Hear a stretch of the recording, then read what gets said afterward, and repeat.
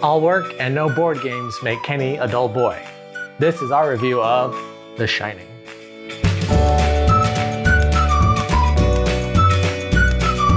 The Shining is a cooperative game that can add a traitor mechanic. Either way, you have to earn enough willpower as the caretaker to survive through the winter. The game is played over 4 months, and each month includes 2 rounds, but possibly 3 rounds.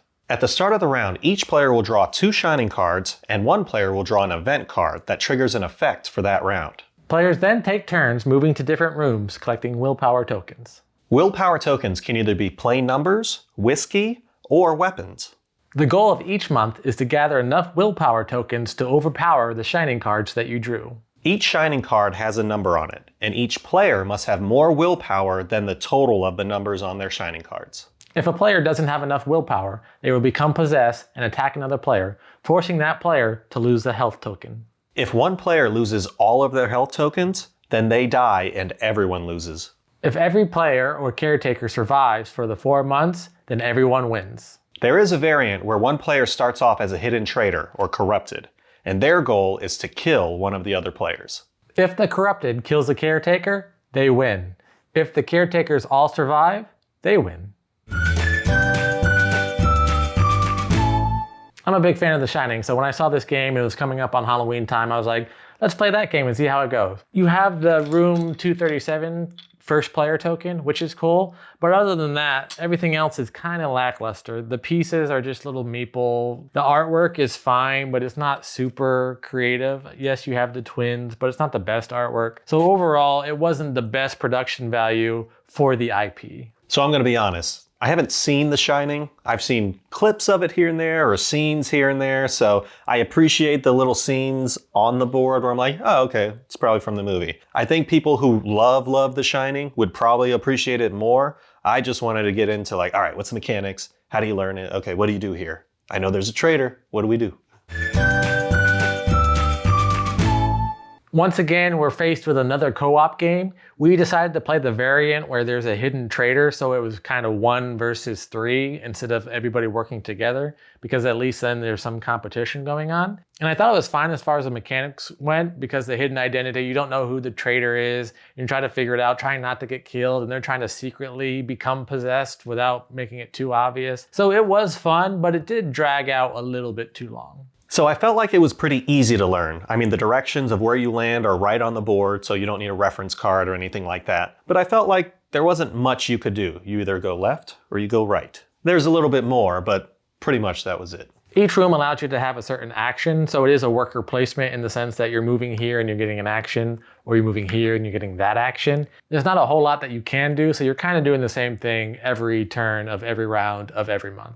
Yeah, and it seemed kind of short, because if you only have 2 or 3 turns and you've got, I don't know, your Shining cards equal 10, then you're just like, oh, well, I'm not going to get that in 2 moves or 3 moves. So the way that the Shining cards work is you're giving them face down, you don't see the numbers, but you have a range on them. So this says 3 to 5, this says 2 to 4. So you know that you have a max of a possibility of 9 that you may need in willpower. So as you're going around, you're like, well, there aren't enough willpower for me to get 9, so I'll just try for my best. But then when you actually flip it over, you needed 6, so it's 4 plus 2. So depending on how much willpower you got, you may have enough, you may not have enough. And if everybody has high numbers, everyone has a possibility of 9 or 10, everyone's go, oh, I need the axe, I need 4, or I need all the whiskeys because they compound and add up. But then you flip them over like, oh, well, you didn't really need that, you only had 2, I'm still at 10. So I know that's part of the game, and whether you enjoy that or not is up to you.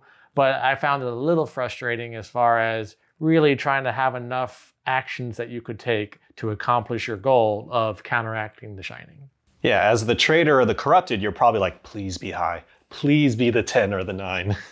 In the game that we were playing, it actually ended up being pretty close, but I could see where luck of the draw could make it where the traitor could just sit back going, everyone's gonna get possessed and kill each other. All I have to do is sit here and do nothing. When you become possessed, you roll dice to see if you attack somebody. So you have a black dice and a white dice, depending on, you always roll the black dice, and if you get a thumbprint, then those people lose a health. And then if you have the weapon, if you have that corresponding weapon card, then you use that weapon and they also lose a health. Even though I'm not a huge dice fan, these weren't too bad because it felt kind of even. Sometimes you attack someone, sometimes you didn't, sometimes you really attack someone. So it wasn't too bad with the dice. So overall, I guess I'm gonna be the bad guy. I'm gonna give it a 2, just because I would only ever really play this with like die-hard Shining fans. The mechanics are okay, it's easy to learn, but you have to really love The Shining.